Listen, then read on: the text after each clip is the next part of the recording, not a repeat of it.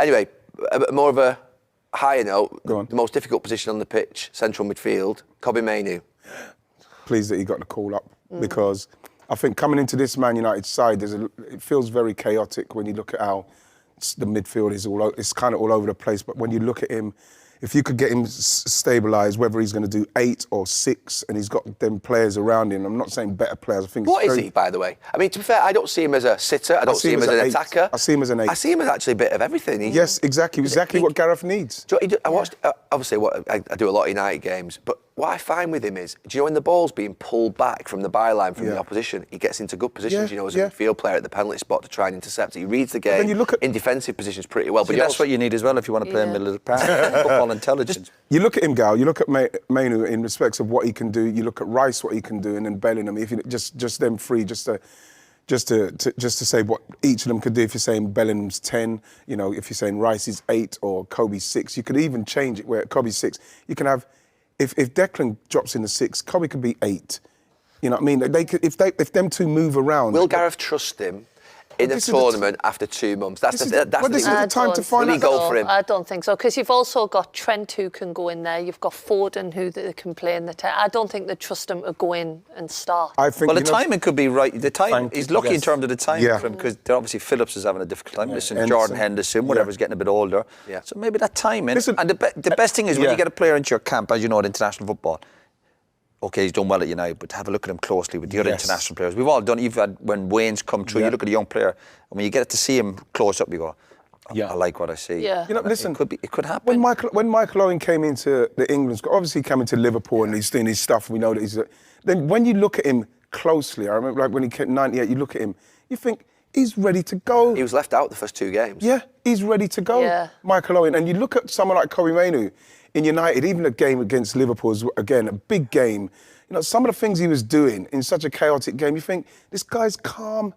This guy can deal with this. He's got a temperament. It's unbelievable. That's the key for it. That's what it is, Brian. Temperament. 18. For 18. Honestly. That's incredible. It really is, but... United play badly in large parts of games, don't they? Mm-hmm. But I always think when United play badly in parts of games, whether it be Luton away or whether it be sort of, I don't know, Newcastle, he's the one that still looks like he's in control. He's in control.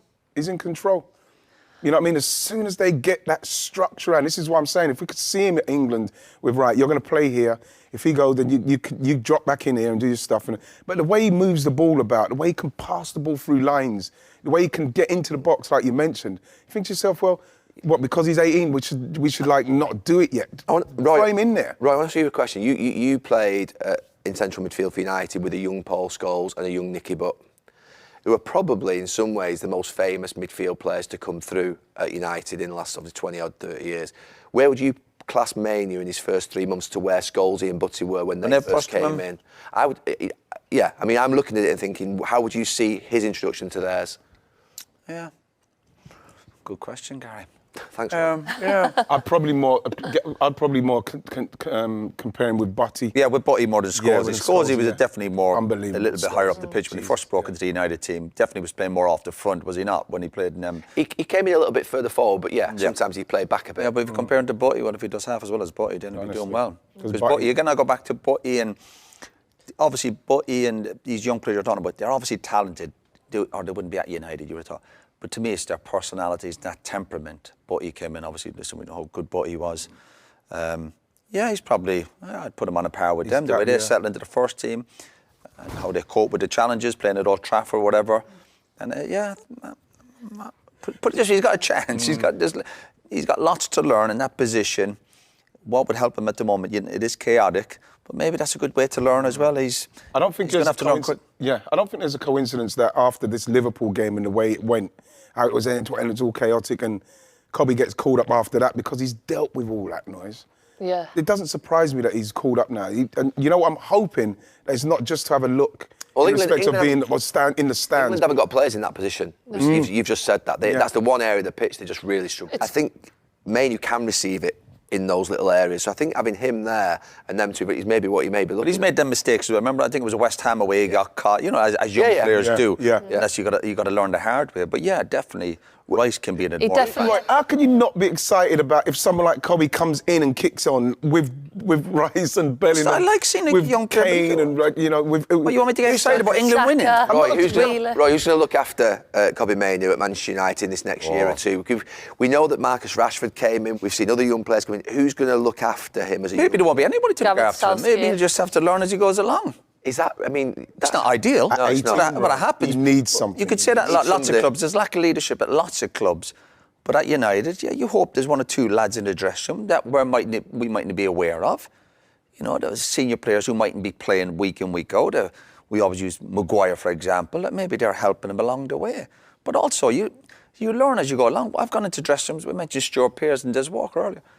Yeah, they're great examples, but you still have to learn yourself. You know what I mean? It's just, You need people to learn off of, right? yeah, Because you if they're do. not there, Yeah, but sometimes you have to learn. You have to have bad players around you as well to learn what not to do. Right. You're not going to have loads of great examples in your dressing room to say this is how you behave, because there's different characters, but we're asking- different personalities. Yeah. I learned from Des Walker. I learned from Stuart Pearce, Nigel Clough. took the best. Yeah, different. And I like that's what I like from them. But I've got my own personality. I can't live his life. Or when I went to United, would it be Robbo or Brucey or whatever senior players are around? Yeah, you pick up little bits. I like that. I don't like this, and you learn. But then you listen. You still continue to make your own mistakes, but yeah, you need them examples. And maybe at the moment, there's not that.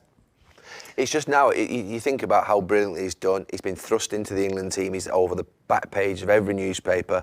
He must be like on cloud nine. Yeah, but this is the test for him now, Yeah. of course. this is where we'll find out even more about Yeah, his what kind of lad he is. Yeah. But the good thing is, because he's playing for Man United week in, week out, I know it's only over a short period of time. You'd like to think when he turns up with England, he's walking into it, he's going, no, I have this. I've not come from a small team, and this is where, again, like any good player with a big person, I would say, you're on about Owen or Rooney, when you first get into a big squad, you go, I'm comfortable in this But environment. being at Man United from a young age and being like obviously as good as he is, your spotlight's on you continually from a young age, and he's dealt with it pretty well. I have to say the England dressing room as well, they look like they've got a good spirit. good spirit, That'll...